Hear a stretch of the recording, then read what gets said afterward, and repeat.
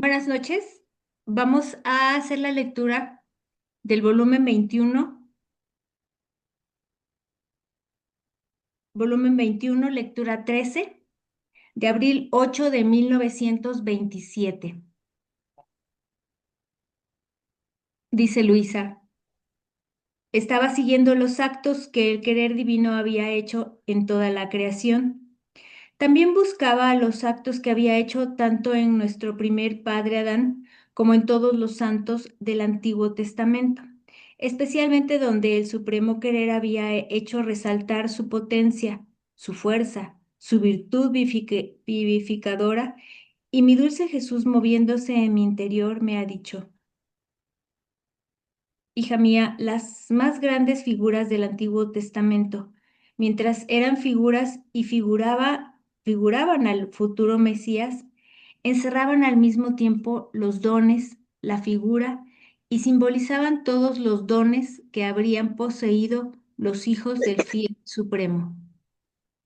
Adán fue la verdadera y perfecta imagen cuando fue creado de los hijos de mi reino. Ahí nos detenemos y nos saltamos al párrafo 3. Dice Luisa, después estaba pensando entre mí, ¿cómo es que Adán, al sustraerse de la voluntad divina de tal altura, se precipitó tan bajo? Y Jesús, moviéndose en mi interior, me ha dicho: hija mía, así como en el orden natural, quien cae desde un punto altísimo o muere o queda tan deshecho y deformado que le resulta imposible readquirir su estado anterior de salud, de belleza o de altura, y quedará como un pobre lisiado, ciego, jorobado y cojo. Y si éste fuera padre, saldrían de él las generaciones de los lisiados, de los ciegos, de los jorobados y de los cojos. Así en el orden sobrenatural. Adán cayó de un punto altísimo.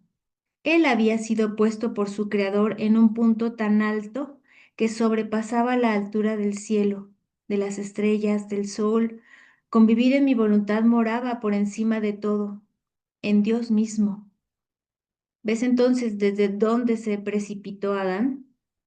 De la altura desde donde cayó, fue un milagro que no pereciera del todo, pero si no murió, el golpe que recibió en la caída fue tan fuerte que fue inevitable quedar lisiado, deshecho y deformado de su insólita belleza. Él quedó despojado de todos los bienes, entorpecido en el obrar, entontecido en su intelecto. Una fiebre continua lo debilitaba, que debilitándole todas las virtudes, no sentía más la fuerza de dominarse. El más bello carácter del hombre, el dominio de sí mismo, desapareció y entraron las pasiones a tiranizarlo, a hacerlo inquieto y triste. Y como era padre y cabeza de las generaciones, puso fuera la familia de los lisiados. Bueno, aquí vamos a detenernos tantito. La primera parte que leímos fue: Adán fue la verdadera y perfecta imagen cuando fue creado de los hijos de mi reino. Aquí está la clave del título de la obra: Libro de cielo, la llamada a las criaturas al orden, a su puesto y a la finalidad para la que fueron creadas. Así fue creado Adán como verdadera imagen de los hijos del reino. Entonces tenemos que parecernos a Adán, tenemos que regresar a ser como Adán.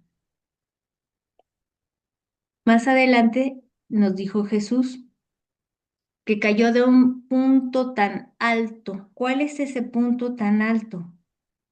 Fue caer. Dice, él había sido puesto por su creador en un punto tan alto que sobrepasaba la altura del cielo, de las estrellas, del sol. Convivir en mi voluntad moraba por encima de todo, en Dios mismo. Es pasar de la luz a la oscuridad. Es un cambio de 180 grados. Es pérdida total de tener a Dios, de estar en Dios, de vivir en Dios, de gozar a Dios, de hacer obras con Dios, todo con Dios, a estar en la nada, vacío, cero. Es es una caída bastante fuerte. Y por eso Adán se volvió como se volvió. ¿Se acuerdan que la otra sesión vimos que Adán se volvió miedoso, taciturno, eh, eh, inseguro, todo le causaba temor? Por eso, por haber estado en la luz y ahora está en las tinieblas, pues ya no sabe, no tiene cómo dirigirse, a quién dirigirse, qué dirección tomar. Dice, de la altura desde donde cayó fue un milagro que no pereciera del todo, pero si no murió, el golpe que recibió en la caída fue tan fuerte que fue inevitable quedar lisiado, deshecho y deformado de su insólita belleza. Como nosotros heredamos esta carencia de voluntad divina y de vida divina al principio, así estamos como Adán, cojos, algunos lisiados, algunos no oímos, otros no vemos, otros no caminamos bien, otros no podemos a lo mejor pensar bien. Hay una serie de defectos que ya nos alejan de la imagen y semejanza de nuestro Creador. No me puedo imaginar cómo quedó Adán si antes de la caída era bello, era perfecto como su Creador. ¿Cómo quedaría después? ¿Cómo se vería él mismo? ¿Cómo lo vería Eva? Yo creo que fue una impresión el verse ahora tan cambiado, tan lleno de nada, tan vacío. Es de compadecerse, Adán. Y aparte dice, y que debilitándose todas las virtudes, no sentía más la fuerza para dominarse, el más bello carácter del hombre, el dominio de sí mismo. En la Biblia se nos dice que el vencedor es el que se domina a sí mismo. Es un bello carácter que Dios le había concedido a Adán. Era una manera enorme de parecerse a su creador, dominarse a sí mismo, por lo tanto, ser el vencedor. Ellos son los vencedores. Ahorita en época de Cuaresma, en este tiempo que estamos preparándonos antes de la pasión, que sabemos que cuando estamos en la divina voluntad, el tiempo no es el mismo, que no existe tiempo, que es un tiempo presente, que siempre tenemos que estar en actitud y es siempre en la pasión, siempre en el nacimiento, siempre en todas las etapas de Jesús. Pero ahorita que la iglesia es un tiempo especial, este este rubro, este carácter de Adán de dominarse a sí mismo debería ser, yo creo, que el principal tema que nos manejaran en en la iglesia. No tanto el ayuno, no tanto la abstinencia, la vigilia. Vamos a entonces decíamos que la iglesia debería enfatizar un poquito más en cuanto al dominio de sí mismo. ¿Por qué? Porque si yo me domino a mí mismo, entonces puedo dominar mis pasiones, mis miserias, mi temperamento explosivo, puedo ser un poco más semejante a Jesús. Sabemos que en el transcurso de nuestro conocimiento de las verdades divinas vamos a cambiar el temperamento humano por el temperamento de Jesús, entonces ya vamos a poder tener dominio completo. Pero en lo que estamos en el proceso, en lo que vamos conociendo las verdades y haciéndolas vida, esta parte del dominio de sí mismo, creo que hay que ponerle mucha atención para llegar a tener la imagen, la semejanza con nuestro Creador.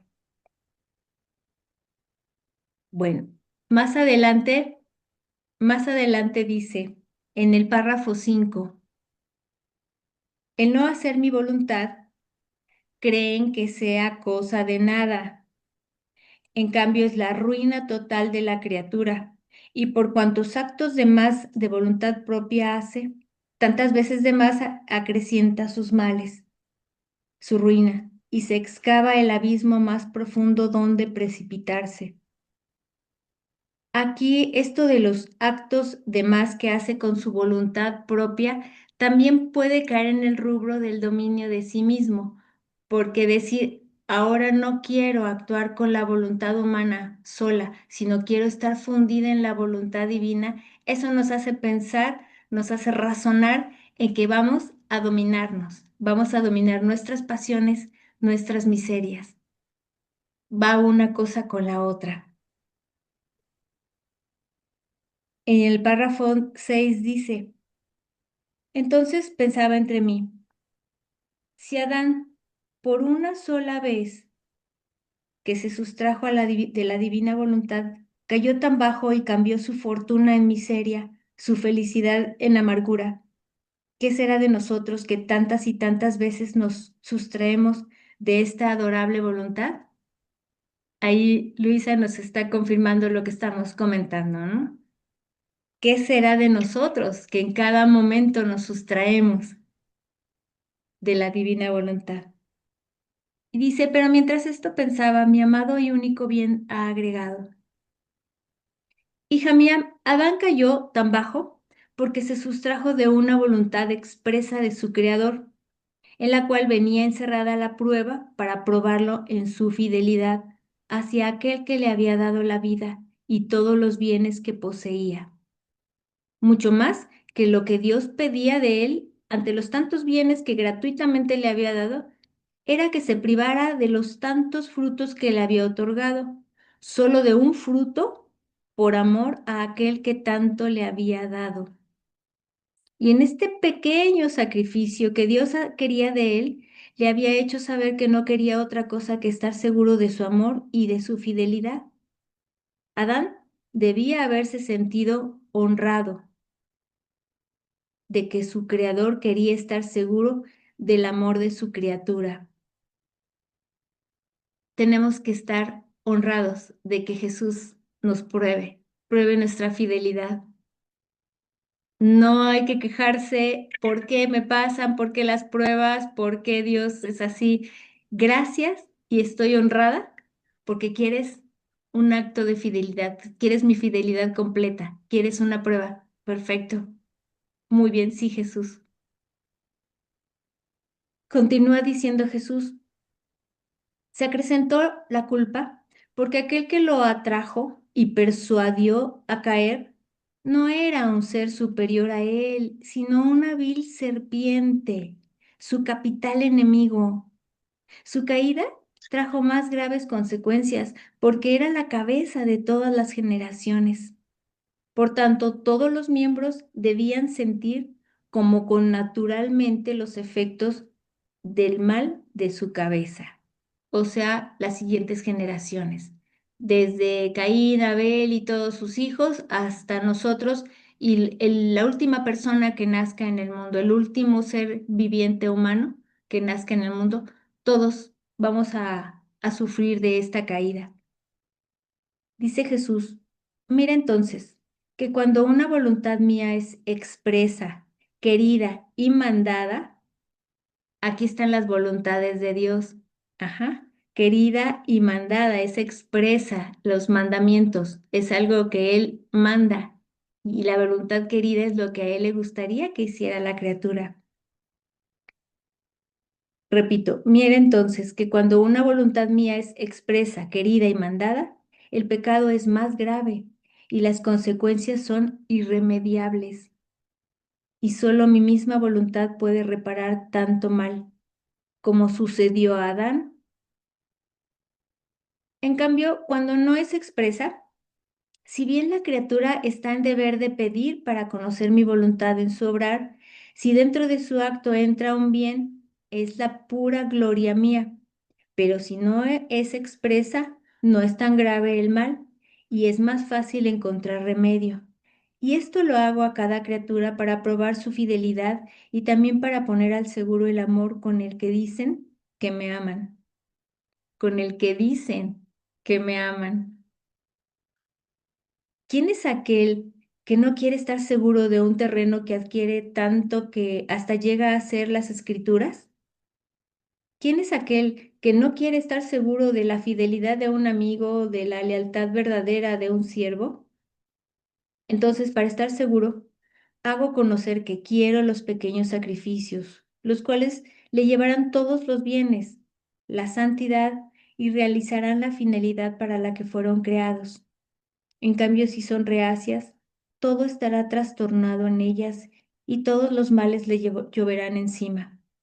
Pero el no hacer mi voluntad es siempre un mal, más o menos grave según el conocimiento que de ella se posee. Entonces aquí habla también de su voluntad querida, de su voluntad ordenada, de su voluntad permisiva. Nos vuelve a confirmar ese de las voluntades. ¿Las preguntas? Está clara también esta lectura. ¿Me Mercedes, puedes decir la lectura, Ale? 21:13.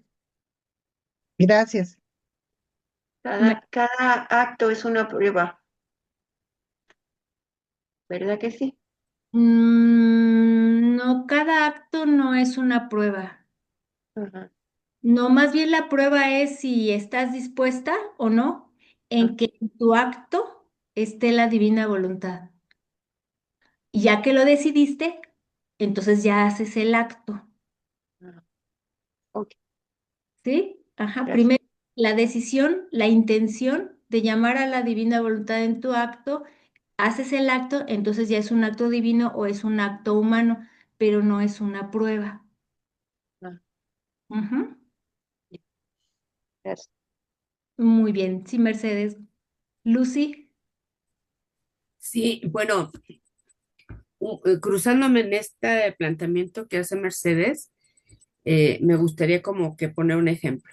Un parpadeo es un acto humano. Si nosotros ya lo injertamos a la voluntad de Dios, sería un acto divino. Ujú, ¿Muy bien? Bueno, pero el parpadeo es automático.